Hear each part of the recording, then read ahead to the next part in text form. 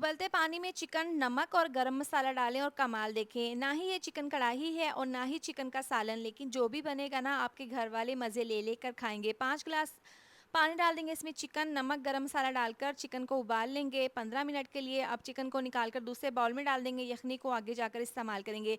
अब चिकन में नमक, पिसी हुई लाल मिर्च, हल्दी पाउडर, धनिया पाउडर, गरम मसाला, लहसुन अदरक का पेस्ट, लेमन जूस, कॉर्नफ्लोर डालकर जर्दा कलर डालकर इसको मैरिनेट करके रख देंगे। पैन में ऑयल को गर्म करने के बाद इस तरह से ये पीसेस डालकर इनको फ्राई कर लेंगे। गोल्डन क्रिस्पी कलर आने के बाद निकाल लेंगे।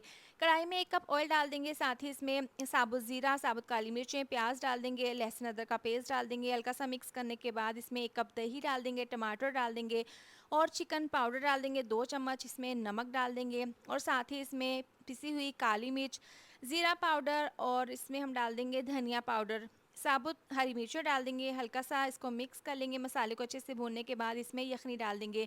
5 ग्लास यखनी के हैं, ये डालने के बाद इसमें चावल डाल देंगे। 1 किलो चावल है, अच्छे से मिक्स कर लेंगे। यखनी के हिसाब से 1 चम्मच नमक डाल देंगे, इसको अच्छे से पका लेंगे। जैसे ही यखनी ख़त्म होगी, फ्राई किया हुआ चिकन, उबले हुए अंडे और इसके ऊपर ऑयल डाल देंगे, बारीक कटा हुआ धनिया डालकर इसको 15 मिनट के लिए दम पर रख देंगे। 15 मिनट के बाद ढक्कन खोलकर चेक कर लेते हैं। बहुत ही खिले खिले चावल और साथ में फ्राई चिकन, बहुत ही टेस्टी मज़ेदार रेसिपी तैयार है।